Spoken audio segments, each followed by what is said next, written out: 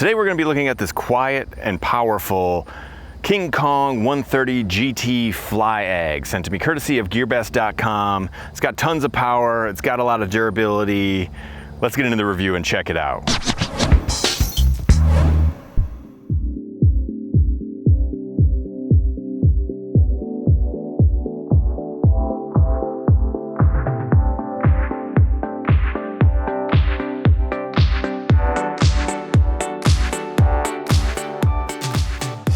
First, let's get into the specs and the main features of this aircraft. Right off the bat, you're gonna notice the 7075 aluminum parts, and this is gonna increase your durability. I believe the 7075 is the same thing that NASA uses, so if NASA uses it, I'm gonna guess it's pretty good.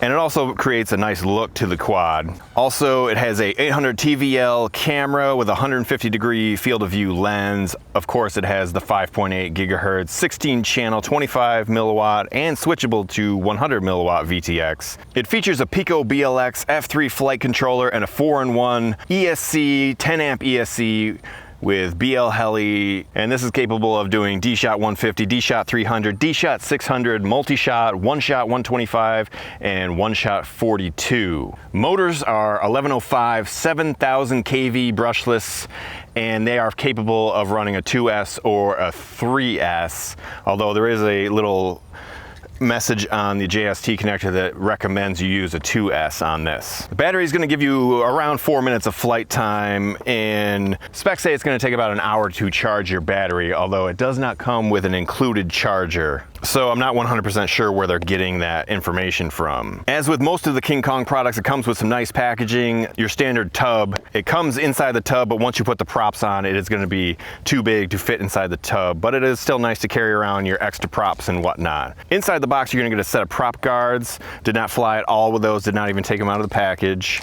You're also going to get extra rubber bands to strap your battery down, and it has the little VTX symbol chart inside the bag and a prop removal tool, which you probably won't need for this particular quad. You do get a full set of props, yellow that are somewhat transparent and solid white props. You also get a set of motor guards, which I did not install, but in hindsight, I kind of wish I did. My motors are still running, but I got some sort of vibration in the motor. You'll hear it in the flight review video. I'm not exactly sure where it's coming from.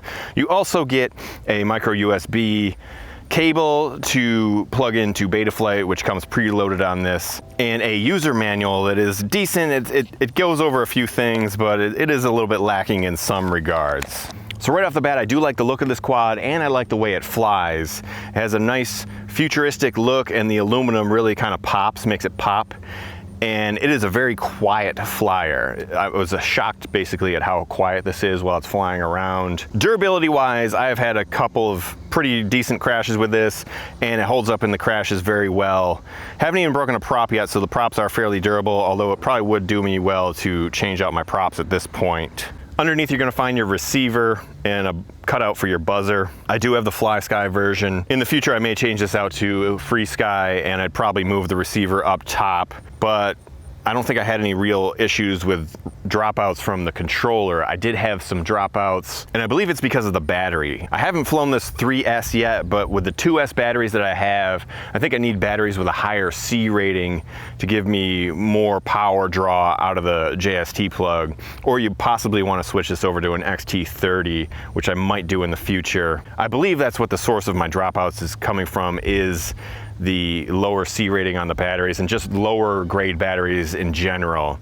Definitely, if you're going to be flying this around, you probably want quality batteries, which you probably want quality batteries anyway. The aluminum does somewhat protect the FPV camera, but not entirely, and I did have one crash straight into a light pole, and it kind of damaged the camera a little bit. Not so much the camera, but just the way it was sitting. It's not super firm in there, and I tried to put a rubber band on it to fix it, but I still get a little bit of jello wobble in the video, and you'll see that in the review, so I apologize. So for about $120, this is a pretty good package. I think you're gonna wanna update your battery plug, and probably in the future update your camera. So maybe, you know, I wish they used a little bit more high quality components, but they're pretty much have the standard KingKong stuff inside here. But I really do enjoy flying this one around, and it does seem to be pretty durable.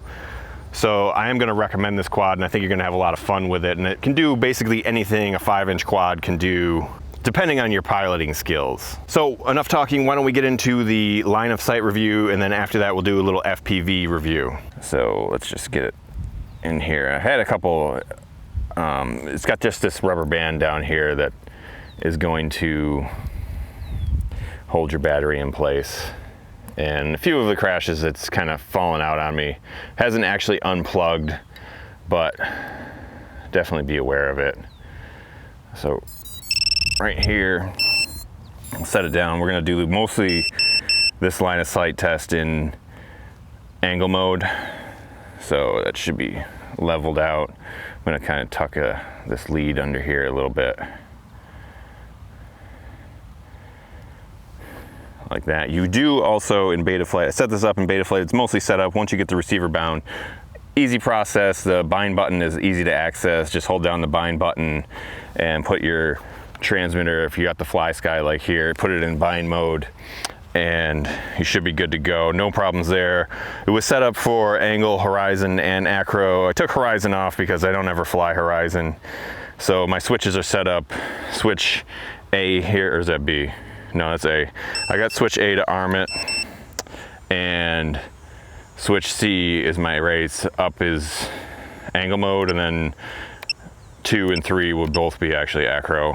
But normally it would come with horizon mode. But I took that off, powered it off. Save a little bit of, what do you call it? CPU usage there. So there we go, we got our little 130 GT.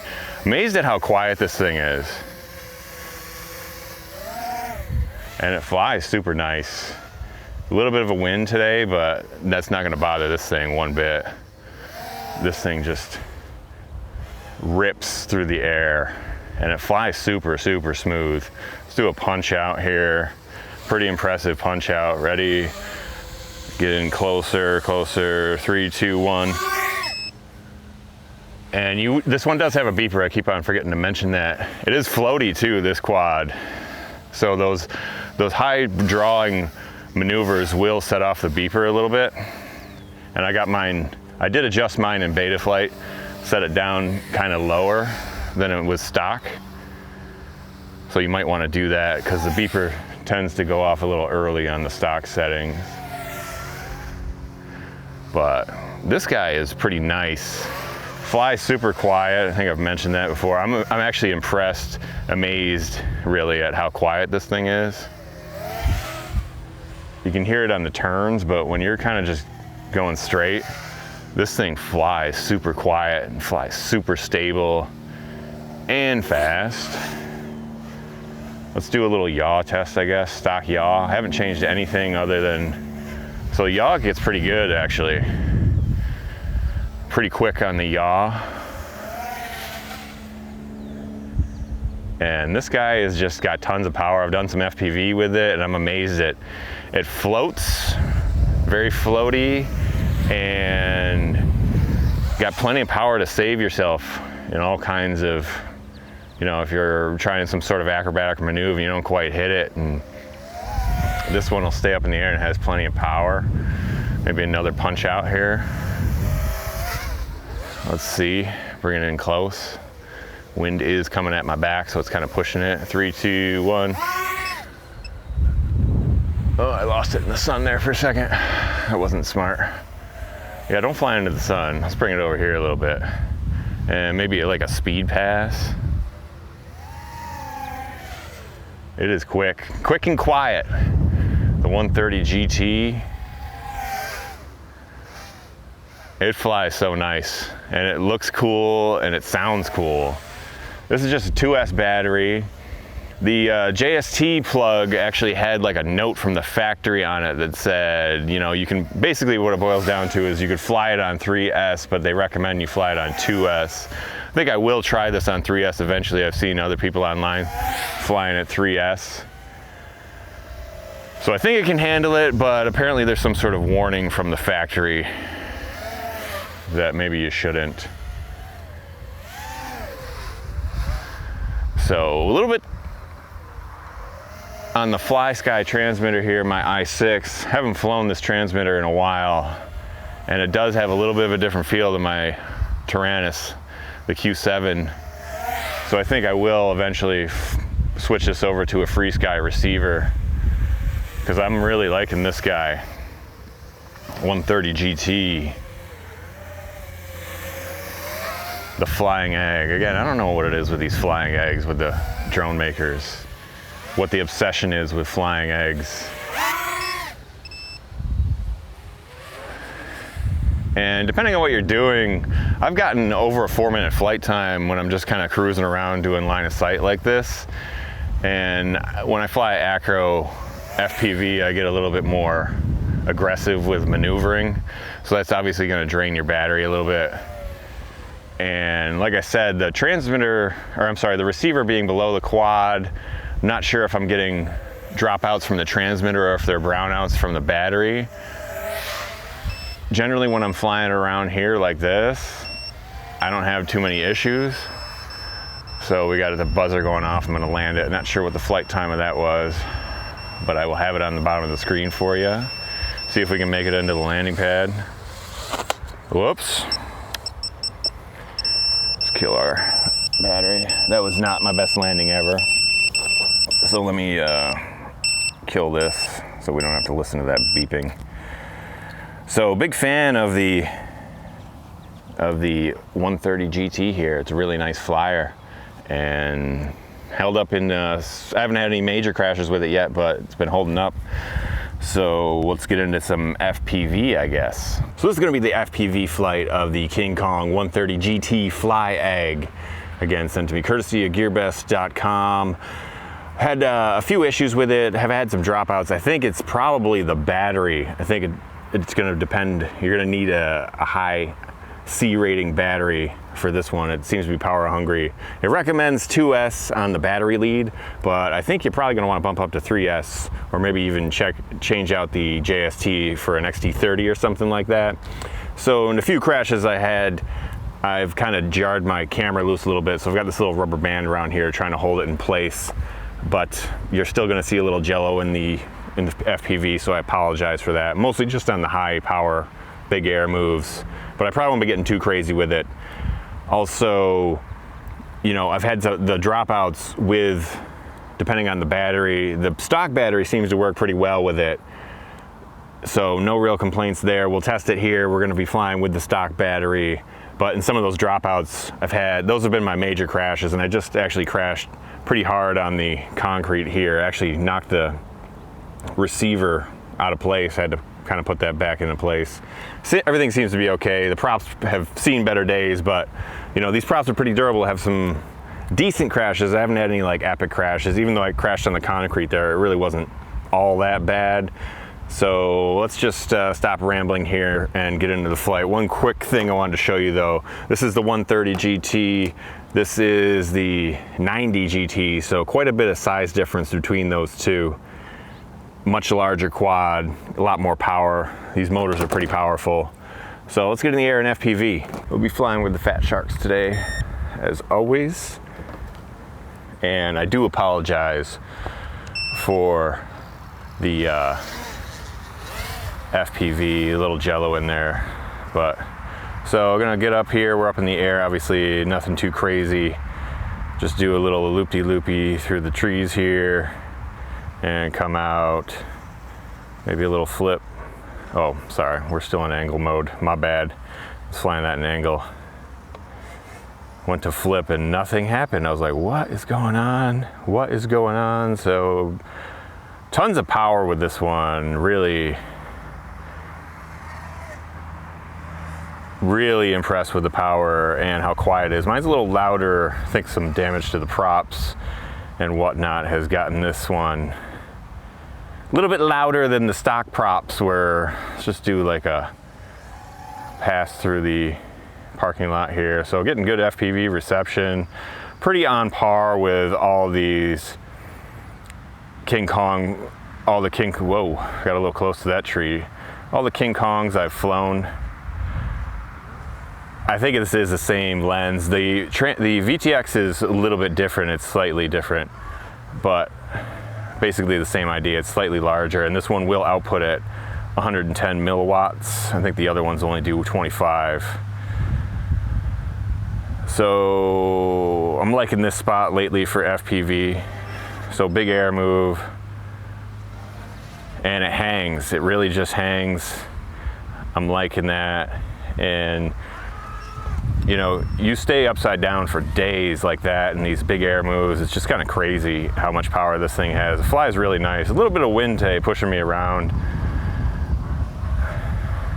And later in the day, so the camera, I don't want to say it's struggling with the high contrast, but flying into the sun, not necessarily the optimal. See, look at that. Look at the hang time you get on this. I like this tree that's just kind of in the middle of the field here. I bet you this was like this is a local elementary school. I bet you it was like a gift from one of the classes or something. Let's plant a tree as our gift to remember the class of 2004 or whoever.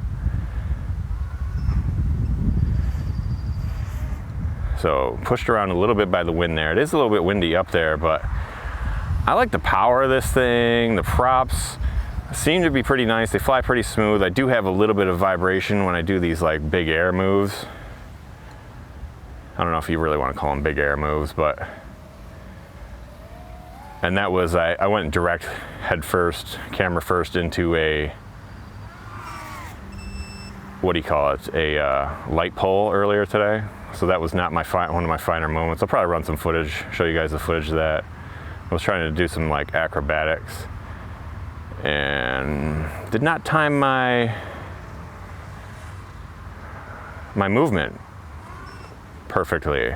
But this one, all the stock rates, these are all stock rates. You could probably, it would benefit probably to bump up the rates a little bit, and a little bit of break up there. Let's come up past the tree past us here.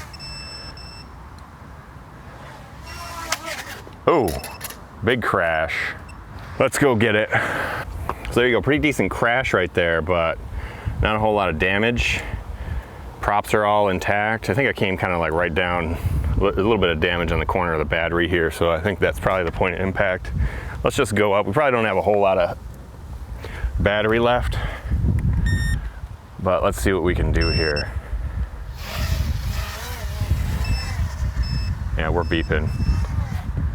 Oh. Crashed again. So I'm gonna go get that, I'll be right back. So I think what's happening there is I'm really close to the end of my battery, and doing those big, let me shut that out, doing those big air moves or any sort of high power draw move, it was like cutting the camera out to static. I mean, you'll probably see that in the FPV feed. There goes my battery. But, so that's kind of unusual. That's the first time it's ever happened to me, but let's pop another battery and see what happens. All right, so one more flight here with the 130 GT, just to make sure everything's okay. Get yourself some good batteries for this guy because it is power hungry. Power hungry. And FPV signal's pretty good. Getting some breakups. It's basically on par with the 90 GT if you've flown that, and probably all the other KingKong quads.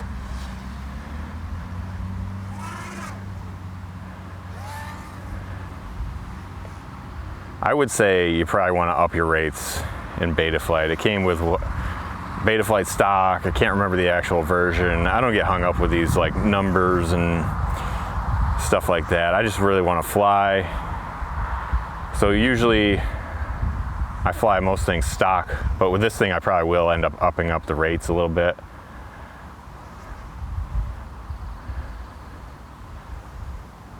And this guy can get going pretty fast. Probably most of you out there that want to fly faster, you're going to want to up the camera angle. And that can be done, I think. But for me, I just kind of like to cruise around, do a little acro. So this one's fine for me. And you know, it works pretty well. It's all flyable. The props seem to really grip the air, especially when you're almost about to hit a tree like that. How about that?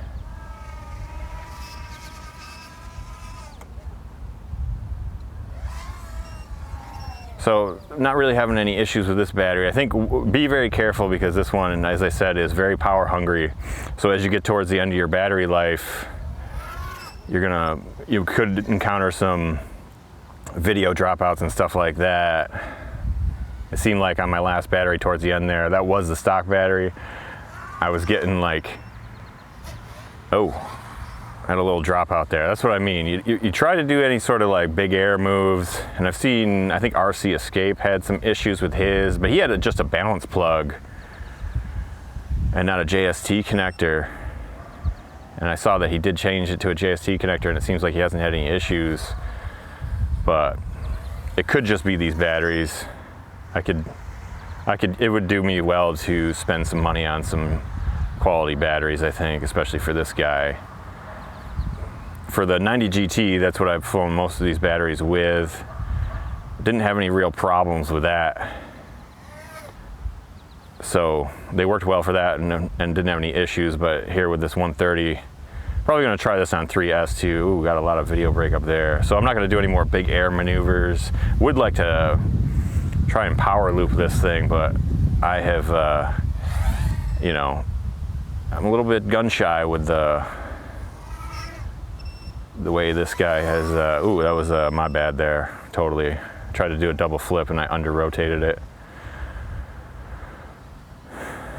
So I guess I'm gonna leave you guys with just a little bit of flying here at the end. And I'm a big fan of this one. Might take a little bit of modding to get it flying the way you want it. But I wouldn't hesitate with this particular quad because it is pretty nice. It has a lot of power, very floaty, can do a lot of the big air moves that the 5-inch quads can do. So I'm gonna leave you guys now. Hope you guys enjoyed this video. Hit me up in the comments and I'll see you next time.